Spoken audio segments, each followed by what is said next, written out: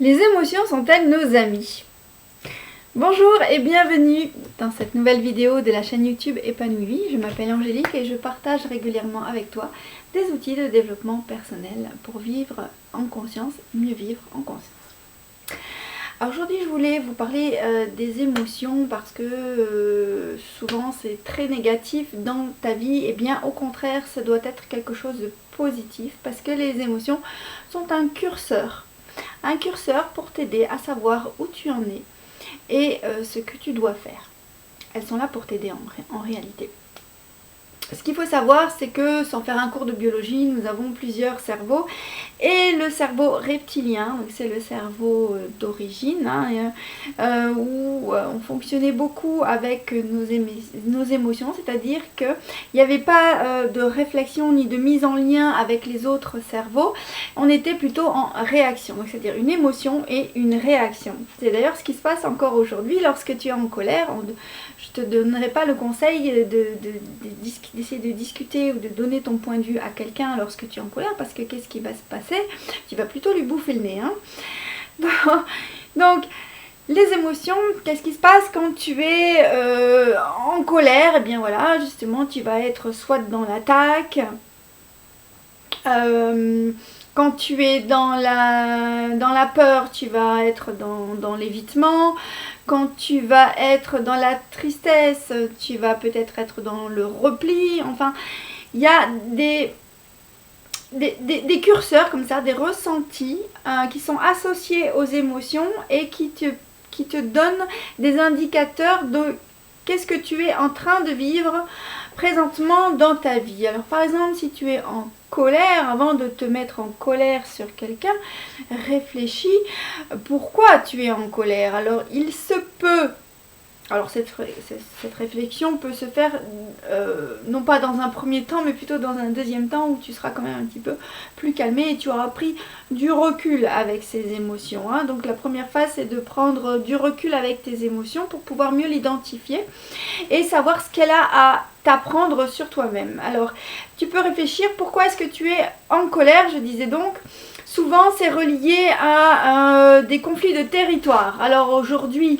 on n'est plus à l'homme de Cro-Magnon. Le conflit de territoire, qu'est-ce que c'est? C'est tout simplement un manque de respect. Donc à toi d'aller chercher en quoi tu ne t'es pas senti respecté et de communiquer, et ça c'est l'étape suivante, la troisième étape. Communiquer clairement, et pour ça il faut apprendre à faire ça, mais ce n'est pas la technique d'aujourd'hui. Communiquer clairement en quoi est-ce que tu ne te sens pas respecté, pouvoir l'exprimer avec la personne avec qui ça s'est passé, en étant sorti de l'émotion, parler en jeu. Parler de ce que tu ressens et non plus dans l'émotion mais de tes ressentis pour pouvoir clarifier ce que tu estimes ne pas te respecter et ce que tu aimerais à la place.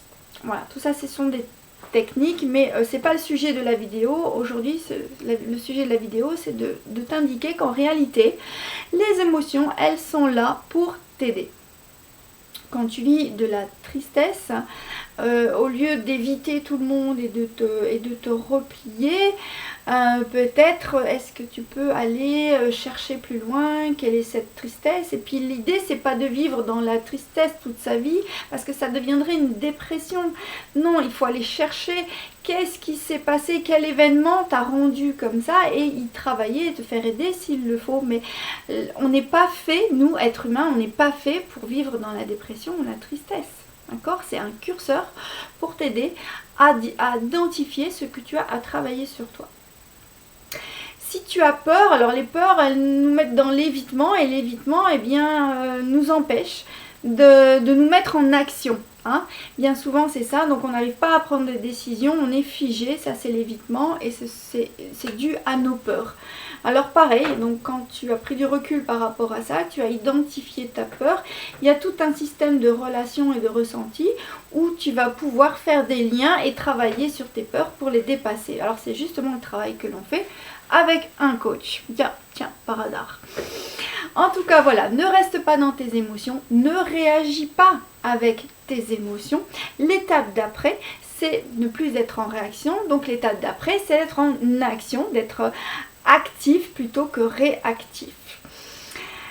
Voilà, c'était assez sommaire, ça parle des émotions et c'était bien de faire un petit débrief là-dessus parce que voilà, il y a des gens qui se disent oh moi je suis toujours en colère et alors ils passent leur temps à bouffer le nez à tout le monde. Non, c'est pas une manière de communiquer, donc c'est très bien d'y travailler. Alors des fois les gens ils paraissent versatiles parce qu'ils passent d'une émotion à l'autre, mais non, en fait c'est tout simplement parce qu'ils y mettent de la conscience et quand ils sont sortis de l'émotion, c'est à ce moment-là que ça leur permet d'être plus objectif et de pouvoir communiquer plus clairement avec les autres, d'être au clair avec soi.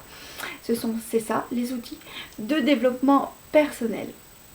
Ça te permet ce genre de choses. Donc voilà, et vivre en conscience, développer sa conscience, travailler à être une meilleure personne, bah, c'est tout le mal que je te souhaite en quelque sorte, grâce aux outils de développement personnel, grâce au coaching. Voilà en quoi ça sert, ces techniques que j'adore et que j'aime beaucoup te partager.